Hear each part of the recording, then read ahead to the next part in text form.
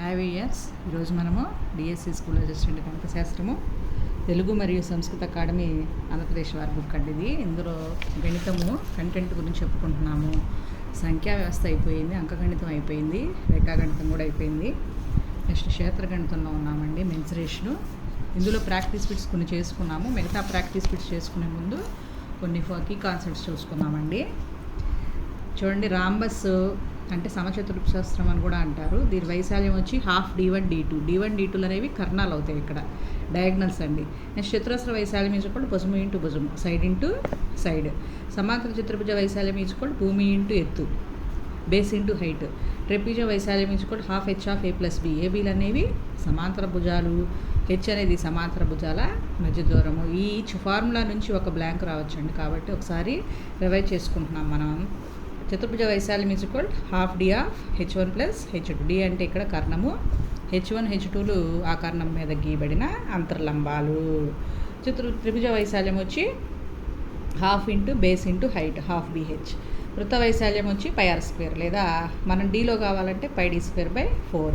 అర్ధవృత్త పరిధి 2πr. అయితే 2πr అనేది వృత్త పరిధి అయితే అర్ధవృత్త పరిధి ఏమవుతుందండి, 2πr/2.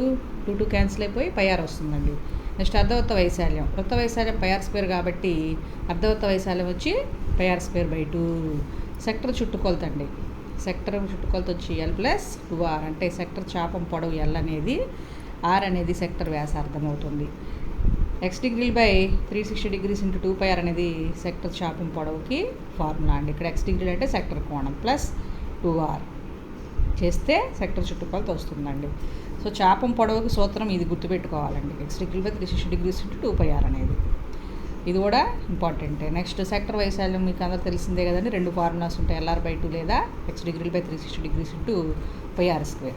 దీర్ఘగణం ప్రక్కతల వైశాల్యం అండి, 2H of L plus B. ఇక్కడ L అనేది దీర్ఘగణం పొడవు, B అనేది దీర్ఘగణం వెడల్పు, H అనేది దీర్ఘగణం ఎత్తు, క్యూబాయిడ్ అండి. నెక్స్ట్ దీర్ఘగణం సంపూర్ణ తల వైశాల్యం, ఉపరితల వైశాల్యం అండి, 2 of LH plus BH plus LB. ఇది TSA అండి, total surface area of a cuboid. ఇదేమో surface area of a, lateral surface area of a cuboid. ఇవన్నీ మీకు 10th క్లాస్లో వస్తాయండి, అయినా ఒకసారి మనం రివైజ్ చేసుకుంటే ప్రాక్టీస్ బిట్స్లో ఉపయోగపడతాయి. నెక్స్ట్ ప్రాక్టీస్ బిట్స్కి వెళ్తున్నామండి. ఆల్రెడీ మీకు కొన్ని చెప్పాము, కొన్ని చూసుకున్నామండి. దాని కంటిన్యూషన్గా 11th బిట్ని చెప్పుకోవాలండి. 35 సెంటీమీటర్ల వ్యాసార్థం గల ఒక చక్రం వచ్చి 660 సెంటీమీటర్ల దూరం ప్రయాణించుటకు తిరగవలసిన చుట్లు ఎంత అన్నారు. ఇక్కడ పై వాల్యూ వాళ్ళు పర్టికులర్గా 3.14 అని ఇవ్వకుండా 22/7 తీసుకోమన్నారు, కాబట్టి ఇదే తీసుకోవాలి. దీనికి ఎలా చేస్తామంటే n = 660/2πr అండి. ఎందుకంటే మనకి 2πr అనేది 660కి ఈక్వల్ చేసుకోవాలి, కాబట్టి n వాల్యూ ఎంత అవుతుందండి అప్పుడు 660/2 ఇంటూ 22/7 ఇంటూ R. R అంటే 35. చేస్తే మనకి క్యాన్సిలేషన్ 3 వస్తుందండి. నెక్స్ట్ రెండు వృత్తాల వ్యాసాల నిష్పత్తి 3:4, R1:R2. అయినా వాటి చుట్టుకొలతల నిష్పత్తి ఎంత అన్నారు, అదే అవుతుంది కదండి. ఇప్పుడు చూడండి, 2πr1/2πr2, 2π క్యాన్సిల్ అయిపోయింది. మళ్ళీ R1/R2 = 3/R, 3/4.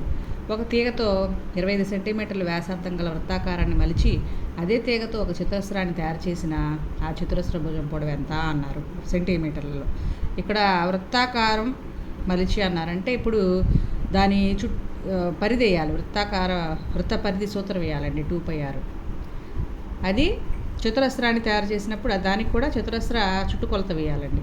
So 2πr = 4a. ఇక్కడ చతురస్ర భుజం పొడవే అంత ఇయర్ కత్తగా తీసుకుంటే 2πr/4. పై అంటే 22/7. ఇక్కడేమి ఇవ్వలేదు మనకి, కాబట్టి మన ఇష్టం వచ్చింది తీసుకోవచ్చు. 22/7 ఇంటూ 25/4 చేస్తే మనకి 39.28 వస్తుందండి చతురస్ర భుజం పొడవు అనేది. నెక్స్ట్ ఒక అర్ధవృత్త పరిధి ఇచ్చారు 132 మీటర్స్, అయినా దాని వ్యాసం అన్నారు. సో మనకు తెలుసు కదండి, ఇందాక కీ కాన్సెప్ట్స్లో చూసుకున్నాం కదా, వృత్త పరిధిలో సగమే అర్ధవృత్త పరిధి. దాని ప్రకారం πr = 32 ఇస్తే R = 42 వస్తుంది, 2R = 84 వస్తుందండి. నెక్స్ట్ ట్రెపీజియం ఆకారం పొలం వైశాల్యం ఇచ్చారు 480 చదరపు మీటర్లు. దాని సమాంతర భుజాల మధ్య దూరం వచ్చి 15 మీటర్లు. ఒక సమాంతర భుజం పొడవు ఇచ్చారు, రెండో సమాంతర భుజం పొడవు ఎంత అన్నారు. దీనికి మనకు వాళ్ళు ఏమి ఇచ్చారో అవన్నీ సబ్స్టిట్యూట్ చేసుకోవాలండి. ముందు ట్రెపీజియం ఫార్ములా వేసుకోవాలి. ట్రెపీజియం వైశాల్యం ఫార్ములా ఏంటండి, half H of A plus B.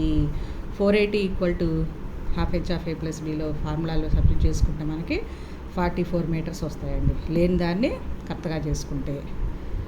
So ఈ విధంగా చేయాలి. నెక్స్ట్ ఒక రాంబస్ వైశాల్యం ఇచ్చారు, దాని కర్ణం 1 ఇచ్చారు, రెండవ కర్ణం D1 D2/2. So D1 16 into D2 తెలియదు కాబట్టి x అనుకుంటే /2 = 240. x వాల్యూ కనుక్కోవడమేనండి, దీని వాల్యూ 30 వస్తుంది. నెక్స్ట్ ఒక దీర్ఘచతురస్ర వైశాల్యం ఇచ్చారు, దాని పొడవు వెడల్పుకు 4 రెట్లు అంట. దాని చుట్టుకొలతకు సమాన చుట్టుకొలత కలిగిన చతురస్ర వైశాల్యం ఎంత అన్నారు.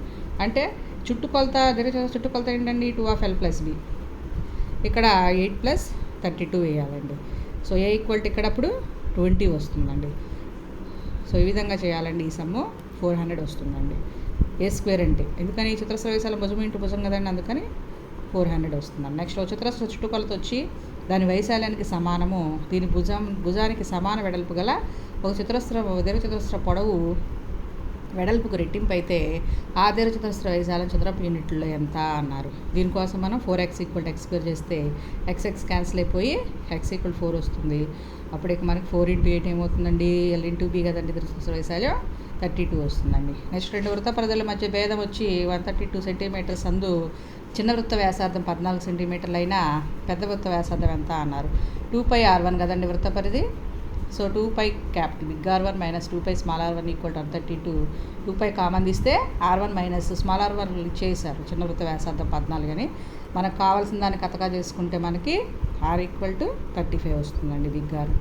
సో ఇంతటితో వీడియో స్టాప్ చేస్తున్నానండి. నెక్స్ట్ వీడియోలో కంటిన్యూ చేస్తాను.